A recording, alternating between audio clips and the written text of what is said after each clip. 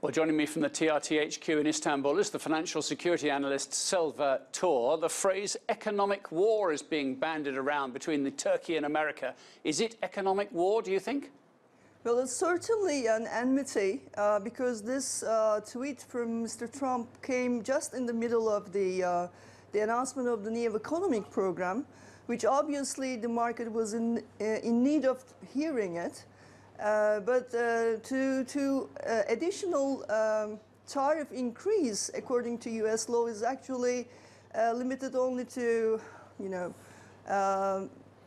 national security issues. So in this regard, Mr. Trump is actually make this tweet against U.S. law by itself, very interestingly criticized by some scholars in the United States. Many Turkish companies have got debt they've borrowed in foreign currency. So what sort of impact do today's events have on them? Yeah, I mean, this meeting was also hosted many other prominent conglomerates of Turkish businessman society. And their initial reaction was, we believe in Mr. Albayrak, the minister, and we will be, expecting more attempts to settle down all this crisis rhetoric. Of course, Turkey do have some inflation problems. Of course, Turkey do have some heavily debted issues. But it is certainly very clear today with the tweet of Trump that it is not only an issue about economy and financial matters, it also and largely about geopolitical concerns, and Turkey's directly targeted by its key NATO ally, and it's a very a historic day for the alliance, I believe. What about the regular man or woman in the street in Turkey? Will the currencies dip affect them? Well, we've been there many times before. I was an investment banker back in 2001 crisis. Of course, this kind of reactions,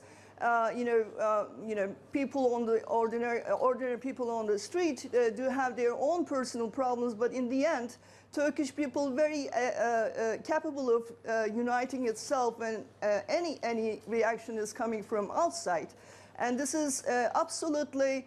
There are some, of course, issues that needs to be covered by the Turkish government and by the new economic program. It is obvious, but in the end of the day, everybody on the street is, including the opposition parties, it's very clear that it's an economic and financial struggle that Turkey has been put mostly by the United States in order to cover some geopolitical problems, even the great global paradigm shift.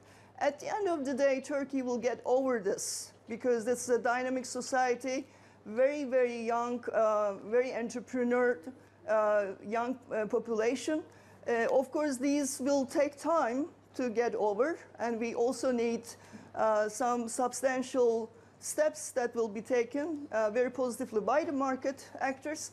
But at the end of the day, even if today Turkey will cover all the expectations from the market, it will not be stepping down Trump's very destructive policies regarding this region and this global trade war rhetoric.